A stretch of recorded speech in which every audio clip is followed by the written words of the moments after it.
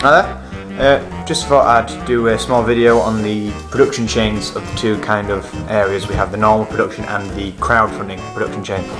The normal production chain pretty much goes, in a vertical order of the capital publishing, the design and production, the marketing, the distribution, and the audience.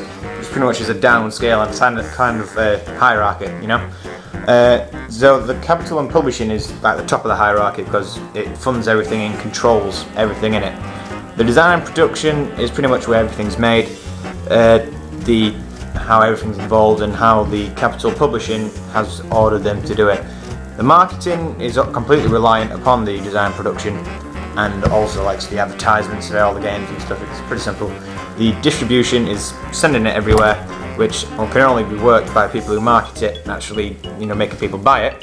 And the audience is the final thing, who has at the bottom of the hierarchy, just pays for the stuff and doesn't have any say in the creation whatsoever.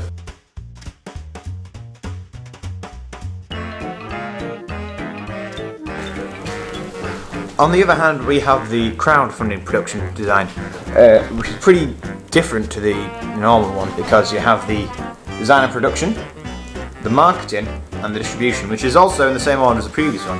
Apart from we also have audience over here. It's a bit strange to start with, but you'll get it in the end. Pretty much, the audience actually funds for the design and production because it's like sites like Kickstarter, where they actually pay for everything to be done, and then they actually get a say in the final thing, which is completely different. Whereas in the normal one, the audience at the bottom, there's actually really no hierarchy here. The design and production going to the marketing is often the same, and the marketing costs are always cheaper. And the marketing goes to distribution, same as the normal production line. The distribution to the audience is normally cheaper because it goes to sites like Steam, Linux, iOS, Android. It just goes through them, and it pretty much costs less than getting games. The marketing is normally linked to the audience as well because it's meant to relate to them. The audience also has a say in how it's marketed. The marketing is normally on sites like YouTube, on Kickstarter. They actually have their own advertisements. And then the distribution finally goes back to the audience where they actually buy the game. The audience can review it, they can post it, and since it's not like a hard copy, the audience can actually choose how to see it. And if the audience say it's bad, then the game won't sell really well.